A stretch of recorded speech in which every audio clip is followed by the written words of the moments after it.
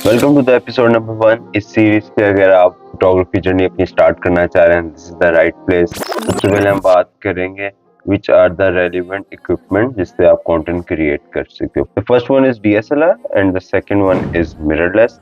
अब इन दोनों में से कौन सा यूज करना चाहिए, तो यही दो मेन इक्विपमेंट है जो कि लोग स्टार्टिंग में बाय करते हैं। अगर आप एक्सपोजर की बात करें, परफेक्ट इमेज की लाइटिंग एक्सपोजर को नेल करने के लिए आई विल रिकमेंड आज के दौर में go for mirrorless. Why? Mirrorless में आप पिक्चर लेने से पहले ही देख लेते हो कि आपकी पिक्चर एक्चुअली क्या किस तरह की होगी, क्योंकि उसकी एलसीडी और व्यू फाइंडर में एक्सपोजर आप सेट करते हो तो वो आप लाइव देख रहे होते हो किस तरह चेंज करना है, लेकिन आप डीएसएलआर में ये नहीं कर सकते। और वैसे भी डीएसएलआर अब एक ओल्ड टेक्नोलॉजी है, वो इमेज तो प्रोड्यूस कर रहा है लेकिन उसके अंदर एक मिरर है जिससे एक्चुअल इमेज हिट करता है।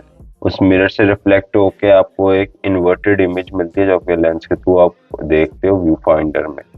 तो अगर सेटिंग अपने डीएसएलआर की चेंज कर भी रहे हो तो वो उस इमेज पे नहीं इफेक्ट करेगी, क्योंकि उसमें वो ऑप्शन ही नहीं है।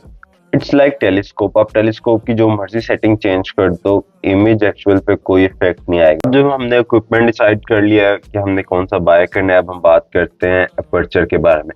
मैं आज सबसे इजीएस्ट वे में आपको बताने लगा हूं अपर्चर क्या है। Aperture basically is the opening of the lens. The more open the lens, the more the light will come. जितना लेंस आप क्लोज करते जाएंगे उतनी लाइट कम लेंस के अंदर एंटर होगी और उतनी आपकी इमेज डार्क और डल होती जाएगी। अब बात करते हैं, ठीक है, ओपनिंग और closing of lens is aperture, लेकिन अब इन चीजों को यूज कहाँ पे करना है। अब जब आप एक पिक्चर लेने जा रहे हैं, पोर्ट्रेट हो गए या फिर आप किसी भी ऑब्जेक्ट को आइसोलेट करने जा रहे हैं, तो वहां पे आप ये चीजें यूज कर सकते हैं, स्पेशली ओपनिंग ऑफ लेंस। जब आप 1.8 तक जाते हैं, आप पोर्ट्रेट ले रहे हो, आप अपने सब्जेक्ट को आइसोलेट कर सकते हो, जिस चीज पे आप फोकस करना चाह रहे हो वो दिखा सकते हो। ब्लरी बैकग्राउंड जो आपको नजर आ रहे हैं वो भी अपर्चर कम होने से ही आते हैं। ओवरऑल एक शार्पर इमेज चाहिए जिसमें सब कुछ फोकस हो, तो वहां पे फिर आप F6, F9, F12, F13 तक जाते हैं, वहां पे आपको हर चीज फोकस में मिलती है। अब अच्छा, काफी लोग ना आईएसओ को कंफ्यूज करते हैं, आईएसओ है क्या। So ISO is basically artificial light for your camera, जो एक ऐसी आर्टिफिशियल लाइट है जो कैमरा खुद प्रोड्यूस कर रहा है। जितना आप आईएसओ इंक्रीज करते जाओगे उतनी आपकी पिक्चर में ग्रेन नॉइज ऐड होता जाएगा, तो इसको बड़ा एहतियात से यूज करना होता है शटर और अपर्चर के साथ, दोनों को बैलेंस करके। ये असल में ट्रायंगल है, we will talk about this in the next episode. Aperture जितना कम आप करें उतना बेहतर है आईएसओ इंक्रीज करने के बजाय, आई विल रिकमेंड दैट। अब शटर क्या है? अब shutter is basically measurement of time. आपने किसी भी चीज को मेजर करना है थ्रू योर शटर। कैमरे को नहीं पता ये चीज कितनी तेज है कितनी स्लो है, आप बताएंगे कि ये किस तरह और कितनी स्पीड पे जा रहा है। अगर आपकी नॉर्मली शटर 1/10 या 1/15 या 1/20 है, ये एक स्लो शटर है for taking pictures of aeroplane या फास्ट मूविंग कार या लोग अगर भाग रहे हैं। ना पिक्चर शार्प आएगी, मोस्टली ब्लरी सी पिक्चर आएगी, शेकी पिक्चर आ सकती है। If you are going for that style, go for it, लेकिन इफ यू आर लर्निंग, शुरू में आपको पता होना चाहिए सारी सेटिंग्स का कि किस तरह कौन सी चीज वर्क करती है। फिर बाद में आप एक्सपेरिमेंट कर सकते हैं। फोटोग्राफी में कोई राइट एंड रॉन्ग रूल नहीं है, लेकिन आप लोगों को मैं एक रूल बताने लगा हूँ, सारी जिंदगी आपने याद रखने, इसके बाद आप ये कभी भी नहीं भूलें। अगर आपकी फोकल लेंथ जितनी भी है उसको आप मल्टीप्लाई बाय 2 करते हैं, वो आपकी शटर स्पीड होती है अगर कोई भी आप सब्जेक्ट की पिक्चर लेना चाह रहे हैं। अब शटर तो फिर आप कहते हैं फिर शटर हम लो करें क्यों, इसको हर वक्त इंक्रीज ही रखते हैं, लेकिन इसका भी डिसएडवांटेज है, अब उस पर बात करते हैं। वो ये है कि जितना आप शटर इंक्रीज करते हैं 1/500, 1/1000, 1/1500, okay, you are getting the sharp image which is great. लेकिन अब आपकी इमेज डल डार्क हो गई है, तो अब आपको आईएसओ इंक्रीज करना पड़ेगा, और आईएसओ इंक्रीज करने से ग्रेन आता है। तो इन सबको बैलेंस करना है, बहुत इंपॉर्टेंट है, इसीलिए मैंने स्टार्ट में कहा था ये तीनों चीजें साथ चलती हैं, aperture, shutter and ISO. Welcome to the episode number 2 and let's talk about composition and framing. Composition और फ्रेमिंग को हम किस तरह यूज कर सकते हैं एक इफेक्टिव वे में। विजुअली अपील बढ़ाती है फोटो की, एक सिंपल बोरिंग फोटो नहीं होती, उसमें कंपोजिशन, एक थॉट प्रोसेस ऐड हो जाता है फ्रेमिंग और कंपोजिशन से। ओवरऑल एक बेहतर स्टोरी टेलिंग में आपकी हेल्प करती है, व्यूअर की आई को specific direction of the photo में लेके जाती है, ताकि उसे पूरी सर्च ना करने पड़े कि मेन सब्जेक्ट कौन सा और उसने किधर देखना है, वो एक स्पेसिफिक डायरेक्शन में देखता है थ्रू फ्रेमिंग एंड कंपोजिशन। सबसे पहले आप इमेजिन करें कि एक बॉक्स है और उसके अंदर 9 इक्वल बॉक्सेस हैं। 2 लाइन वर्टिकल है और 2 ही लाइन हॉरिजॉन्टल है, जो कि टोटल 9 बॉक्सेस क्रिएट करें। अब हर बॉक्स जो कि एक स्पेसिफिक पॉइंट पे इंटरलिंक कर रहा है, वहां पे आप अपना सब्जेक्ट रख सकते हो और हर पॉइंट एक डिफरेंट कंपोजिशन और एक डिफरेंट स्टोरी टेलिंग बताता है जब आप एक पिक्चर कंपोज करते हो। These lines can help you create balance कि अगर आप एक फोटो खींच रहे हो, आप ऊपर 2 या 3 बॉक्सेस छोड़ सकते हो, नीचे 2 बॉक्सेस छोड़ सकते हो, आप अपने सब्जेक्ट को बिल्कुल एग्जैक्ट डेड सेंटर कर सकते हो। इसके बाद आता है लीडिंग लाइन। अब लीडिंग लाइंस कुछ भी हो सकती हैं, कोई भी इस पिक्चर में अगर आपको लाइन नजर आए जो कि एक स्पेसिफिक पॉइंट के ऊपर जाके एंड कर रही है या आपकी आंख को एक स्पेसिफिक ऑब्जेक्ट की तरफ गाइड कर रही है, वो लीडिंग लाइन है। अब आप ये देख सकते हैं अभी ऊपर नेचुरली लीडिंग लाइन बन रही है और मेरे फेस की तरफ ये 2 ब्लैक लाइन फॉलो कर रही हैं, दीज आर लीडिंग लाइन। अब लीडिंग लाइन का इस्तेमाल कहाँ किया जाता है? Create depth in the image, to create a dynamic flow, एक नेचुरल सा फ्लो आपके व्यूअर की आंख या जो आपका व्यूअर का पर्सपेक्टिव है वो डायरेक्टली इन द एंड आपके मेन सब्जेक्ट की तरफ चला जाए। आपकी इमेज को ओवरऑल एक मोर डायनेमिक लुक देती है जो कि एक आपको एमेच्योर फोटोग्राफर्स से सेपरेट करती है। अगर इसके बाद बात करें सिमेट्री की, तो सिमेट्री वर्टिकल भी हो सकती है, हॉरिजेंटल भी हो सकती है और डायगोनल भी हो सकती है। एक ओवरऑल आपकी इमेज को में एक बैलेंस क्रिएट करती है, एक हार्मनी क्रिएट करती है, एक नेचुरल फ्लो क्रिएट करती है, ताकि जब व्यूअर एक इमेज को देखे तो उसको ये ना लगे कि कुछ ऑफ है या कुछ गलत है इस पिक्चर में। सो क्रिएटिंग अ बैलेंस, एक हार्मनी क्रिएट करना, इस सिमेट्री और एक इंसान की आंख को ना बैलेंस और इक्वल चीजें देखने की आदत, तो सिमेट्री आप वहां पे यूज कर सकते हैं। अभी मेरी फेवरेट है जो हम नेक्स्ट 3 बातें करने लगे हैं, डेप्थ, स्पेस एंड पर्सपेक्टिव। अगर आपको इन तीनों के साथ खेलना आता है, आप बड़े खतरनाक फोटोग्राफर बन सकते हैं। तो अगर सबसे पहले बात करें डेप्थ की, तो डेप्थ में होता है आपका फोरग्राउंड, बैकग्राउंड, आपका मेन सब्जेक्ट। अगर आप इनके साथ इन चीजों को मूव करके अपनी पिक्चर को किसी भी तरीके से 3D थर्ड डिमेंशनल फील लेके आ सकते हैं। अब स्पेसिंग 2 तरह की होती है, एक तो नेचुरल स्पेस होती है जितनी हेड स्पेस थोड़ी छोड़नी पड़ती है ताकि एक प्रॉपर कंपोज हो सके, और कई दफा नेगेटिव स्पेस फोटोग्राफर छोड़ देते हैं एक्सट्रीम एंड को यूज करते हुए, ताकि आप एक स्पेसिफिक अपने सब्जेक्ट की फीलिंग इमोशंस के साथ व्यूअर को गाइड कर सकें या एक्सप्रेस कर सकें। अगर फ्रेम में सब्जेक्ट बहुत छोटा और ऊपर और साइड्स पे बहुत ज्यादा स्पेस है, तो इससे हम देख सकते हैं सब्जेक्ट इस वक्त अपने लोएस्ट पॉइंट पर है, वीक है, तो आप स्पेसिंग के साथ एक इमोशन क्रिएट कर सकते हैं which is very powerful sometime. Perspective, अब जरूरी नहीं हर दफा फोटो बिल्कुल आपने सामने रख के क्लिक कर ली, कई दफा आप हाई एंगल यूज कर सकते हैं, कई दफा आप लो एंगल यूज कर सकते हैं, कई दफा आप किसी चीज के पीछे छुप के थर्ड पॉइंट ऑफ व्यू को यूज करते हुए भी ऑब्जर्वेंट वे में ले सकते हैं। तो दीज आर डिफरेंट पर्सपेक्टिव जिससे आप अपने सब्जेक्ट की मेंटल हेल्थ और उसकी कितनी इंपॉर्टेंस है एक फ्रेम में वो गाइड कर सकते हैं। तो ये आपकी diagonal, up and down, side wise भी हो सकती है, एक एंगल है कहीं से भी आप क्रिएट कर सकते हैं। फ्रेमिंग ओवरऑल इमेज को ना काफी एंगेजिंग बनाता है। अब आप देख लें विंडो, अब आप देख लें कोई होल हो जाए या किसी के थ्रू आप शूट कर रहे हैं, वो वापस 3D लुक क्रिएट करता है फ्रेमिंग। अगर आप किसी frame with in a frame का अगर आपको रूल का पता है, अगर आप एक स्क्वायर या विंडो है उसके थ्रू अगर आप लैंडस्केप देख रहे हैं, तो एक तो ऑलरेडी आपके कैमरे का फ्रेम है जो आप देख रहे हैं, लेकिन उसके अंदर से भी फ्रेम है, तो अब आप एक स्पेसिफिक वेरी सब्जेक्ट या आपका सब्जेक्ट क्या देख रहे हैं, आप उसकी तरफ पॉइंट कर सकते हैं अपनी ऑडियंस को कि वो एक स्पेसिफिक एरिया के थ्रू देख रहा है लेंस से। इसके बाद हम एंड पे बात करेंगे एक एडवांस टिप के बारे में, वो है गोल्डन रेशियो। अब थोड़ा एडवांस है, इस पे आप अपने मेन सब्जेक्ट को मोर मैथमेटिकली प्रिसाइजली एक स्पेसिफिक पॉइंट पे रखते हो, विच इज अगर रेशियो में बात करें 1.618, वहां पे आप एक इमेजिन करो आपकी रूल ऑफ थर्ड की लाइन लगी हुई है, लेकिन आपका सब्जेक्ट इन द एंड एक स्पाइरल पर है, जहाँ पे वो स्पाइरल एंड होता है वहां पे आप अपना सब्जेक्ट को रखते हो और वो एक नेचुरली एक हार्मनी और एक फोकस क्रिएट करते हैं आपके सब्जेक्ट के ऊपर। एक more visual pleasing photo in the end create होती है। और नॉर्मली आपको हर वक्त इसको टेक्निक को यूज करने की जरूरत नहीं है, लेकिन एक स्पेसिफिक पॉइंट पर अगर आप आओ तो ये कुछ टेक्निक्स हैं जो कि मैंने एक्सप्लेन की हैं जो कि आप यूज कर सकते हैं। फोटोग्राफी वर्ड के अंदर जो फोटो है it's light, so without light there is no photography. Welcome to the episode number 3 और हम आज बात करेंगे lighting, which is my favourite and most important topic. about photography. Lighting in photography. तो सबसे पहले बात करते हैं natural lighting की. Sun is the main source of natural light. It's widely used and it's very easily available. अब अभी जाओ आपको बाहर अवेलेबल मिलेगी सन दिन के टाइम एंड इट्स फ्री. लेकिन हर अच्छी चीज़ एक बुरी चीज़ के साथ आती है, इसके कुछ डिसएडवांटेजेस भी हैं. It change quickly depending upon the time. सुबह आपको डिफरेंट लाइट मिलेगी, शाम को आपको डिफरेंट लाइट मिल सकती है. तो वेदर कंडीशंस, अगर आपके वेदर कंडीशंस बैड हैं तो आप भूल जाओ कि आप दिन को उस दिन शूट कर रहे हो, क्योंकि it's gonna be a mess. Clouds हो सकते हैं और एक ओवरकास्ट लुक्स क्रिएट हो सकती है. नेचुरल लाइट का एक और बड़ा अच्छा सीन है कि एक सॉफ्ट लाइट होती है. अगर आप गोल्डन आवर, सनसेट और सनराइज के टाइम अगर आप शूट कर रहे हो तो it's gonna be golden hour and your blue hour. तो आपको बड़ी फ्लैटरिंग सी एक फ्लैट इमेज मिलती है विच.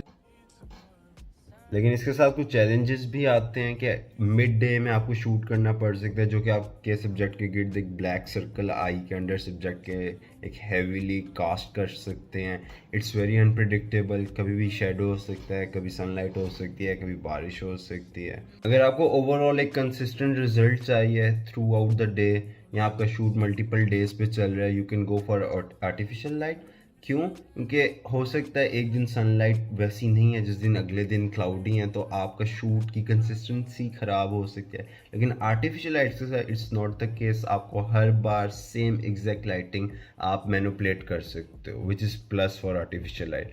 लेकिन these are expensive, rental are expensive, इनको कैरी करना मुश्किल है, और एज अ बिगनर इनके केल्विन टेम्परेचर समझना भी थोड़ा मुश्किल होता है. अब हमने लाइट्स की टाइप की तो बात कर दी, अब लाइटिंग्स की टाइप क्या होती हैं, अब उसकी तरफ जाके देखें. सबसे पहले अगर हार्ड लाइट देखें, वेरी कंट्रास्टी इसका सब्जेक्ट के ऊपर होता है इफेक्ट.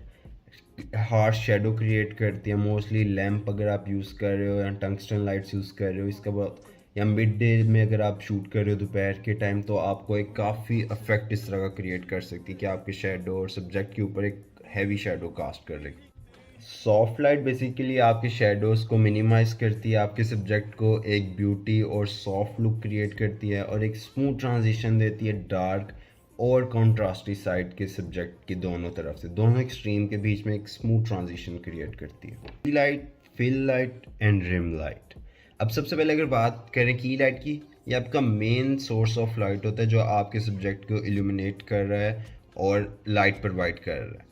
इसके बाद अगर बात करें फिल लाइट की, फिल लाइट बेसिकली जो आपकी मेन लाइट ने एक फ्लैट लुक क्रिएट किया है, कंट्रास्टी लुक क्रिएट किया है, शेडोज़ डार्कर साइड जो बनाए हैं वो उसको इवन आउट करने के लिए होती है. अगर मेरे लाइट का मेन सोर्स यहाँ पर है, तो यहाँ पे अगर डार्क साइड क्रिएट हो रही है तो आप एक फिल लाइट ला के एक इवन आउट इमेज क्रिएट कर सकते हैं. जो रिम लाइट है वो बेसिकली आपकी बैक लाइट है, जो आपके सब्जेक्ट के गिर्द एक आउटलाइन क्रिएट करती है, डेप्थ क्रिएट करती है, और आपके सब्जेक्ट को बैकग्राउंड से एक 3D लुक देने की कोशिश करती है, थोड़ा बाहर को पॉप करवाती है. Diffusion and reflectors. अब ये ऐसी चीज़ें जो लोग ना कंफ्यूज करते हैं कि डिफ्यूजन और रिफ्लेक्शन में क्या फ़र्क है. डिफ्यूज़र बेसिकली आपका जो लाइट सोर्स है उसको एक बड़े सरफेस एरिया पे रिफ्लेक्ट करके एक इवन आउट लाइट आपके मुंह पे कास्ट करता है. अगर लाइट का सोर्स ये है और अगर आप डिफ्यूज़र इतना बड़ा यूज़ करें तो आपकी लाइट यहाँ पे बाउंस करके अब आपका ये इतना बड़ा लाइट का मेन सोर्स है जो कि आपके फेस या सब्जेक्ट के ऊपर लाइट कास्ट कर रहा है. ओवरऑल शेडोज़ और डार्कर साइड अगर इससे रिमूव की जा सकती है. अगर आप एग्जांपल देखें कि कौन से यूज़ कर रहे हैं, तो लोग सॉफ्ट बॉक्स इसको यूज़ करने के लिए लगाते हैं. एक आपको even out soft look create अगर कर रहे हैं. अगर आपके पास सॉफ्ट बॉक्स नहीं है तो आप एक वाइट शीट को भी एज अ डिफ्यूज़र यूज़ कर सकते हैं. अब reflector is a light source जो कि आपके मेन लाइट सोर्स से आ रहा है, और आप उसको एक जगह पे रिफ्लेक्ट करके दूसरी साइड पे अपनी लाइट को इवन आउट सब्जेक्ट के लिए यूज़ कर सकते हैं. इसमें आपके शेडोज फिल हो जाते हैं, आपके स्पेसिफिक एरिया सब्जेक्ट के वो ब्राइटन हो जाते हैं. It's cheap without adding an extra light. आप एक फिल लाइट क्रिएट कर रहे हैं. इसमें डिफरेंट कलर्स भी आते हैं, golden, silver, white. Very specific आप किस तरह की स्किन कलर अडॉप्ट करना चाह रहे हैं या क्या अचीव करना चाह रहे हैं. एक कलर टेम्परेचर है, बेसिकली आप लाइट का कलर ही चेंज कर सकते हैं. अगर वाइट लाइट है आप गोल्डन रिफ्लेक्टर यूज़ कर लें, now it's a golden light जो कि आपकी स्किन को इन्हेंस करती है. अब लाइटिंग डायरेक्शन समझना बहुत इंपॉर्टेंट है. आपके पास लाइट हैं, आपके पास इक्विपमेंट है, लेकिन अब लाइट को यूज़ किस तरह करना है स्पेसिफिक गोल अचीव करने के लिए, हम उस पर बात करेंगे. अब फ्रंट लाइट आप कब यूज़ करते हैं अपने सब्जेक्ट के ऊपर? जब आप ब्यूटी क्रिएट कर रहे हैं, ब्यूटी प्रोडक्ट्स के शूट कर रहे हैं, जब आप फैशन कर रहे हैं, जब आप एक ओवरऑल फ्लैट लुक क्रिएट करना चाह रहे हैं, गो फॉर फ्रंट लाइट। ये बड़ा एक बोल्ड सी लुक क्रिएट करके देता है which is pleasing to eye, and आप स्टाइलिस्टिक साइड की तरफ भी इसके साथ जा सकते हैं। उसके बाद अगर आप साइड लाइट यूज़ कर रहे हैं जो कि आप एक साइड से हिट करते हैं, इट्स गुड फॉर पोर्ट्रेट। आपको थोड़ी 3D डायमेंशन टेक्सचर क्रिएट करती है ये light, create shadow, create drama इसमें आपको आता है साइड लाइट से। आपका मूड टेक्सचर क्रिएट करती है, ओवरऑल एक डेप्थ क्रिएट करती है, और पोर्ट्रेट्स के लिए it's very good. Back light आपकी बेसिकली बिहाइंड द बैक से लाइट आपको किस तरह प्रोवाइड करिए, बड़ा एक ड्रीमी लुक देती है। मोस्टली लोग सनलाइट या गोल्डन आवर में बैक से शूट करते हैं, तो आपके सब्जेक्ट के एक हेलोनेशन क्रिएट कर देती है, एक आउटलाइन अच्छी मिल जाती है। गुड फॉर फ्लेयर्स, अगर आप इनटू फ्लेयर्स आपकी पिक्चर में आपको एक फ्लेयरिंग चाहिए तो आप उस बैक लाइट से भी क्रिएट कर सकते हैं। अब लाइट ना डिफरेंट टेम्परेचर्स के ऊपर काम करती है। लाइट हैव डिफरेंट टेम्परेचर, जो कि आप एक डिफरेंट मीनिंग और एक डिफरेंट मूड को अगर आप अचीव करना चाह रहे हो, जो कि आप यूज़ कर सकते हो। अगर आप वार्म लाइट यूज़ कर रहे हो which are mostly yellows and orange colours, warmth create कर रहे हैं, एक कूजी माहौल क्रिएट कर रहे हैं, एक नॉस्टैल्जिक सा आपको फीलिंग क्रिएट करनी है, सेफ फील कराना है अपने सब्जेक्ट को, तो आप यहाँ पे ये कलर यूज़ कर सकते हैं। कूल लाइटिंग की अगर बात करें तो वहाँ पे आपका ब्लू कलर्स आते हैं, लेकिन ये मोस्टली फ्लोरेसेंट और एलईडी पैनल से आप अचीव कर सकते हैं। इसको आप यूज़ कर सकते हैं कोल्ड दिखाने के लिए, मोस्टली काम कलर है ये, काम फीलिंग क्रिएट करना चाह रहे हैं आप वो कर सकते हैं। सॉम्बर मूड क्रिएट कर रहे हैं आप वहाँ पे ब्लू लाइट यूज़ कर सकते हैं। मोस्टली नाइट के सीन अगर आप शूट करते हैं तो आप ब्लू लाइट क्रिएट भी कर सकते हैं और रात को भी शूट कर सकते हैं। अगर आप अपना पोर्टफोलियो बिल्ड करना चाहते हैं और आपको समझ नहीं आ रहा कहाँ से स्टार्ट करना है, this is the video for you. ये आराम से वीडियो पूरी देख लें और इसके बाद आपको किसी भी वीडियो देखने की ज़रूरत नहीं पड़ेगी। तो सबसे पहले बात करते हैं diversity of your photography style. जी, as an beginner artist it's very important कि सिर्फ गाड़ियों की पिक्चर्स ही नहीं आप ले रहे। अभी शुरू में आपको खुद नहीं पता कि आपका क्या स्टाइल है या आपको किन चीज़ों की पिक्चर्स लेना अच्छा लगता है। So go for landscape photography, go with car photography, go with food photography and go with anything. Explore as an artist is very important कि आप ओपन माइंडेड हों और हर चीज़ ट्राई करने के लिए रेडी हों। और शुरू में आपके पोर्टफोलियो में हर चीज़ होनी चाहिए ताकि अगर कभी भी क्लाइंट आए तो आपके पास उस क्लाइंट के लिए एक ऐसा स्पेसिफिक काम है जो कि आप उसको शोकेस कर सकते हैं। फॉर एग्जांपल, अगर आपके पास फूड का क्लाइंट आ रहा है और आप कार फोटोग्राफी सिर्फ कर रहे हो स्ट्रिक्टली कि मैंने सिर्फ गाड़ी की तस्वीरें लेनी है, सो वो potential client as a business point of view से आपसे मिस हो गया है, क्योंकि आपने एक रैंडम रूल बना लिया कि मैं सिर्फ गाड़ियों की ही तस्वीरें लूँगा, विच इज़ गुड लेकिन फॉर द लॉन्ग रन अभी स्टार्ट पे just go with everything. Selection of your best work. जब आप पोर्टफोलियो बिल्ड कर रहे हैं, आई नो आपने हर पिक्चर ली है और आपको हर पिक्चर बहुत मेहनत से और बहुत पसंद है, लेकिन we don't need every picture in your portfolio. Just put the best pictures. आपके पोर्टफोलियो में एक स्टाइल हो, सिर्फ एक माइंडलेसली पिक्चर्स ना हो, सीरीज में हो कि ओके ये पिक्चर है ये पिक्चर है। आपकी हर पिक्चर के पीछे एक स्टाइल, एक न्यू टेक्निक हो, जिससे जो आपका पोर्टफोलियो देख रहा है उसे समझ जाए कि okay this guy can do this stuff and this stuff too. So एक डाइवर्स स्टाइल होना बहुत ज़रूरी है। पोर्टफोलियो ना थोड़ी एक तरह का ना आपकी एड है। So show off your style कि okay I can do car pictures, I can do photography of food, I can do fashion. आप वहाँ पे अपना ऐसा एक्स्ट्रॉर्डनरी काम जहाँ तो जो आप करना चाहते हैं या आप अभी उस रिश्ते में करने के वो शो करें, ना कि अभी आप करंट पिक्चर्स लें। मैं ये नहीं कह रहा पोर्ट्रेट्स आर बोरिंग है, नहीं। Experiment, do experimental things, crazy makeup shots हो गई, या फिर आप एक यूनिक एंगल से शूट कर रहे हैं ताकि आप डिफरेंट फोटोग्राफर से डाइवर्स नज़र आए। Aesthetic sense. अगर आपकी पिक्चर में एक एस्थेटिक, एक फील और एक वाइब नहीं है तो आप भी फिर बाकी हज़ारों फोटोग्राफर्स की तरह एक रैंडम फोटोग्राफर है। मैं जब आपकी पिक्चर्स देखूं मुझे समझ आए कि ओके यार ये इस बंदे की पिक्चर है, या आप मेरी वीडियो पे आते हैं आपको समझ आ जाता है ओके ये मेरी वीडियो है। सो एक एस्थेटिक बिल्ड करना बहुत ज़रूरी है। प्लीज़ माइंडलेसली कैमरा उठा के पिक्चर लेना बंद कर दें। आर्टिस्टिक विजन होना ज़रूरी है। आपकी हर पिक्चर के पीछे एक मीनिंग हो, एक इम्पैक्ट हो कि आपने क्लिक की है तो क्यों क्लिक किया है और क्या लॉजिक थी, जो कि क्लियरली आपकी पिक्चर में आए। अगर आपको पिक्चर आपकी एक्सप्लेन करनी पड़ रही है तो समझ जाओ कि वो इतनी अच्छी नहीं है कि एज एन आर्ट पीस नहीं है। In the end it's an art piece. उसको पिक्चर को एज एन आर्ट पेंटिंग की तरह लेना, कंसीडर करो, ना कि एक रैंडम पिक्चर।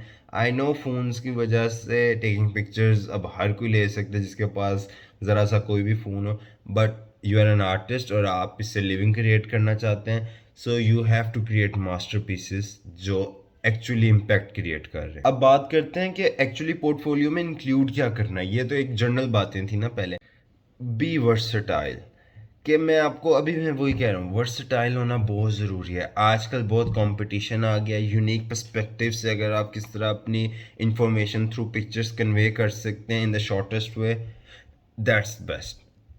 क्लाइंट के लिए, I know you are an artist और आपको आपकी पिक्चर्स लेना और ये सारा कुछ बहुत पसंद है, लेकिन क्लाइंट के लिए अगर उसके उस पिक्चर से इंफॉर्मेशन जो वो प्रोवाइड करना चाह रहा है वो कन्वे नहीं हो पा रही टू द क्लाइंट और audience, it's not worth it. तो ऑलरेडी जब भी आपकी पिक्चर लें तो उस ऑलरेडी वो एक मैसेज क्रिएट करे। अगर आप बिजनेसेस के लिए कुछ लेना चाह रहे हैं या फिर आप कुछ भी क्लाइंट के लिए कुछ टारगेट ऑडियंस अचीव करना चाह रहे हैं, तो आप वो अचीव कर पाओ अपनी पोर्ट्रेट से या फोटोग्राफी से, ना कि एक से माइंडलेसली प्रोडक्ट की या फिर एक मॉडल की आपने पिक्चर ले लिया जो कि सीधी खड़ी हुई है।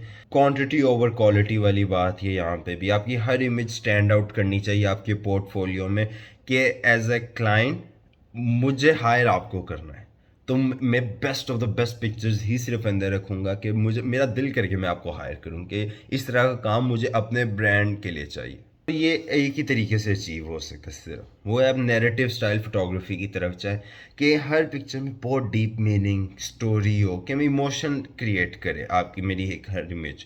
या मैं हैप्पी हो रहा हूँ, मैं सैड हो रहा हूँ, मुझे देख के गुस्सा आ रहा है, इट्स ओके, कॉन्ट्रोवर्शियल है, गो फॉर इट, लेकिन इमोशन बिल्ड करना आपकी फ़ोटोग्राफी में बहुत ज़रूरी है। ना कि एक सिर्फ प्यारी लाइटिंग करके आपने एक माइंडलेसली एक पिक्चर ले लिया जो कि ना कोई इम्पैक्ट क्रिएट कर रही है ना कोई इमोशन ट्रिगर कर रही है। ये 4 पॉइंट्स मैं आपको अब बताने लगा हूँ, इससे आपका पोर्टफोलियो और ओवरऑल फोटोग्राफी बेहतर होगी। फोटोग्राफी के टेक्निकल स्किल्स जितना आप ऑनलाइन या फिर किसी टीचर के थ्रू सीख सकते हैं सीखें। एडवांस एडिटिंग सीखें ताकि आपका पोर्टफोलियो डिफरेंट लगे बाकी पोर्टफोलियो से। Composition, play with it, different, आप अगर आपने नई वीडियो देखी आप मेरी पिछली वीडियोस देख सकते हैं, डिफरेंट कंपोजिशंस हों आपके पोर्टफोलियो में। Editing, play with colours, go with black and white, contrasty image, अगर आपने वो भी नहीं देखी वो भी आप मेरे इस चैनल पे देख सकते हैं। Create a unique experience as an artist और ऑडियंस दोनों के लिए कि उन्हें लगे कि ओके अगर मैं अपना टाइम यहाँ इस बंदे पे इन्वेस्ट कर रहा हूँ, it would be worth it. Building relationship leads to more opportunity and opportunity leads to money and money leads to more creating art work जो कि आप क्रिएट करना चाहते हैं। How to upload your work online. अब आपने एक बहुत अच्छी और बहुत यूनिक आर्ट तो क्रिएट कर ली, लेकिन अगर आपकी परफेक्ट ऑडियंस और टारगेट ऑडियंस तक वो काम नहीं पहुंचा तो उस आर्ट का क्या फ़ायदा जो लोग अप्रिशिएट ही ना कर सकें। जब एक आर्टिस्ट एक काम क्रिएट करता है तो उसको किन प्लेटफॉर्म्स पे अपलोड कर सकता है और उस प्लेटफॉर्म में क्या चीज़ें होनी चाहिए जो कि उसको वर्थ इट बनाता है वहाँ पे अपना काम अपलोड और सेव करने के लिए। When it come to choosing a platform हमारे पास ज़्यादा ऑप्शन ही, यहाँ तो you can build a website कि आप वहाँ पे अपना सारा काम अपलोड करें और people can search you by Google search. फिर आपके पास आता है सोशल मीडिया, वहाँ पे आपका एल्गोरिदम और ये चीज़ें बहुत इन्फ्लुएंस करती हैं जब भी आप कुछ भी अपलोड करें काम, और एक बहुत स्पेसिफिक कोड या फिर एक स्पेसिफिक पर्सपेक्टिव में ही आप अपना काम रिप्रेजेंट कर सकते हैं। जी मैं रील्स की ही बात कर रहा हूँ कि अगर आपने कुछ भी फोटोग्राफर है या कुछ भी, आपको रील्स बनानी पड़ेंगी। या फिर आप गो फॉर ऑफलाइन मार्केट जो कि आप कर सकते हो आर्ट गैलरीज के थ्रू या मीटअप करके लोगों को सबको जनरेट क्रिएट कर सकते हो, विच इज़ एक्सपेंसिव लेकिन वर्थ इट। वहाँ पे आप पर्सनल कनेक्शन बिल्ड कर रहे हो। Online people are not very loyal, आपका काम देख के जा सकते हैं कि वहाँ पे मिलियंस और थाउजेंड्स ऑफ आर्टिस्ट ऑलरेडी वहाँ पे, लेकिन पर्सनली आप लोकल आर्टिस्ट जो कि एक्चुअली आपको इन फ्यूचर बिजनेस में हेल्प कर सकते हैं वहाँ पे इम्पैक्ट क्रिएट करते हैं। प्लीज़ ऐसा प्लेटफॉर्म चूज़ करें जिसमें ज़्यादा डिस्ट्रैक्शन ना हो, मिनिमलिस्टिक सी लुक हो, आपकी ऑडियंस यहाँ पे क्लाइंट अगर आता है तो डिस्ट्रैक्ट ना हो, टू द पॉइंट हो। अगर आप वेबसाइट क्रिएट करें या कोई भी सोशल मीडिया हो जहाँ पे वो डायरेक्टली आपके काम पे जा सके और ज़्यादा फस क्रिएट ना हो और डिस्ट्रैक्शन क्रिएट ना हो। कलर स्कीम बड़ी मिनिमलिस्टिक सी हो, ऐसा ना हो कि कलर्स आंखों में चुभ रहे हो और वो नॉन प्रोफेशनल फील दे रहे हो। फिर ऑनलाइन नेटवर्किंग की बात करें तो आप सोशल मीडिया इस वक्त ऑन टॉप है, इंस्टाग्राम, टिकटॉक, रील्स पे। सो वहाँ पे आपको पोस्ट रेगुलरली करना पड़ेगा, अपनी ऑडियंस के साथ कनेक्ट करें, कमेंट करें उनके साथ, treat them as like real person. Screen की दूसरी तरफ एक असल इंसान है जो कि आपके कमेंट और पिक्चर की तारीफ, आपकी आर्ट की तारीफ कर रहा है। So treat them like this. अगर वो कोई कमेंट करते हैं थैंक यू एंड खाली थम्स अप करने से कुछ नहीं होता।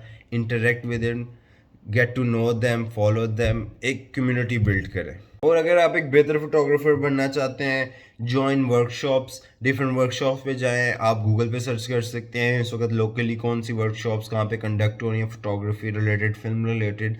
गो join them even if they are paid. Yes, invest in your self, especially अगर आप अपने 20s में हैं। Invest on your self, you will thank me later about that. Photography events हो रहे हैं, फ़ोटो वॉक्स हो रही हैं, जाओ यार वहाँ पे जितना जा सकते हो, इंटरेक्ट करो। क्योंकि ऑलरेडी जो वर्किंग क्लाइंट्स हैं या फिर वर्किंग फोटोग्राफर्स हैं उनसे ही आपको काम मिलेगा मोस्टली। कोर्स बाय कर सकते हो, यहाँ कोई कहीं एडमिशन ले सकते हो यूनिवर्सिटी में, ज्वाइन करो, स्टार्ट लर्निंग, कीप लर्निंग। यहाँ पे कोई भी स्टॉप नहीं। अगर आप यहाँ पे पहुँचे हो, यहाँ पे फिर कोई है जिसको आपसे ज़्यादा आता है तो आपको लर्न करना ही है। तो बाय गूगल कोर्सेज, और यहाँ पे जो आपका फेवरेट क्रिएटर है उसने कोई फोटोग्राफी के कोर्सेज किए हैं, बाय देम। आप सोच रहे हैं कि मैं अकेले ही सारी ये इंडस्ट्री को टेक ओवर करने वाला हूँ, तो ऐसा कुछ नहीं होने वाला। क्रिएट फ्रेंडशिप्स, कोलैबोरेशंस, सबको लेके ग्रो करेंगे। एक कंपेटिटिव नेचर नहीं होगी आपकी इन्वायरमेंट की। आप बिल्डिंग आर्ट, क्रिएटिंग आर्ट वाला प्रोसेस भी इंजॉय करोगे। और यू हैव पीपल, जब आप फुल लो फील कर रहे हो यहाँ पे जहाँ पे आप कुछ नहीं क्रिएट कर सकते, वहाँ पे आप डिफरेंट लोगों की हेल्प लेके अपने मसले हल कर सकते हो। सो गो फॉर आर्ट एग्जीबिशंस अगर आप जा सकते हो। सेम माइंडेड जो कि आप काम कर रहे हो, आपकी फील्ड में लोग हैं, उनसे बातें करें, उनसे फ्रेंडशिप्स करें और अपना सोशल सर्कल इंक्रीज करें, क्योंकि इन द एंड वो ही आपको काम भी दिलाएगा और एक बेहतर आर्टिस्ट भी बनाएगा। फीडबैक की और क्रिटिसिज्म के ऊपर, जो भी आप क्रिएट कर रहे हैं आर्ट, उसमें कुछ ना कुछ गलतियां होती हैं। यहाँ पे इस तरह का पर्सपेक्टिव होता है जो कि सिर्फ आपको नज़र नहीं आ रहा है, लेकिन अगले के लिए वो एक इम्पैक्ट क्रिएट नहीं कर पा रहा होता। इम्प्रूवमेंट का रूम हर जगह होता है। सो जब भी आप कुछ फोटोग्राफी करें, show your work to your parents. अगर आप पेरेंट्स से कंफर्टेबल नहीं, show your work to your friends जो कि लाइक माइंडेड फोटोग्राफर्स हैं, ताकि वो आपकी वहीं पे क्रिटिकल क्रिटिक्स कर सकें। नेक्स्ट टाइम आप जब भी क्लिक करो तो आप माइंडलेसली क्लिक ना कर रहे हो, आप कंपोजिशन या प्रॉपरली एडिट करते हुए उसको लेके चलो। अगर आपके फ्रेंड्स इस तरह के आपकी नीश में नहीं है, सो आप अपना काम ऑनलाइन पोस्ट कर सकते हो और वहाँ पे आप कमेंट्स में लोगों से पूछ सकते हो कि क्या मैं इम्प्रूवमेंट ला सकता हूँ। वैसे आपको उसकी ज़रूरत नहीं है, लोग खुद ही आपको क्रिटिसाइज वहाँ पे करते हैं। लेकिन take it positively, open mindedly कि ओके ये चीज़ है, क्या एक्चुअली है मेरी इमेज में, और अगर वो है तो उसको नेक्स्ट टाइम किस तरह एलिमिनेट किया जा सकता है। यहाँ अगर आप लकी हो या आपको कोई मेंटोर या टीचर मिल जाए तो आप उससे थ्रू पूछो। असाइनमेंट्स अगर वो आपको देता है तो आप एक वीकेंड पे सारी फोटोग्राफी अपनी रखो और एक एक इमेज को इंडिविजुअली डील करो उसके साथ कि ओके इसमें ये किया जा सकता था, ये ऐड ऑन हो जाता तो अच्छा था, या ये निकल जाता तो ये अच्छा था। ये कुछ चीज़ें हैं जिनसे आप अपनी फोटोग्राफी स्किल इम्प्रूव करने के साथ साथ अपनी नेटवर्किंग और ओवरऑल ऑडियंस बिल्डिंग भी कर सकते हैं। Criticism refine your skill. So इससे घबराना है नहीं, ना शर्माना है।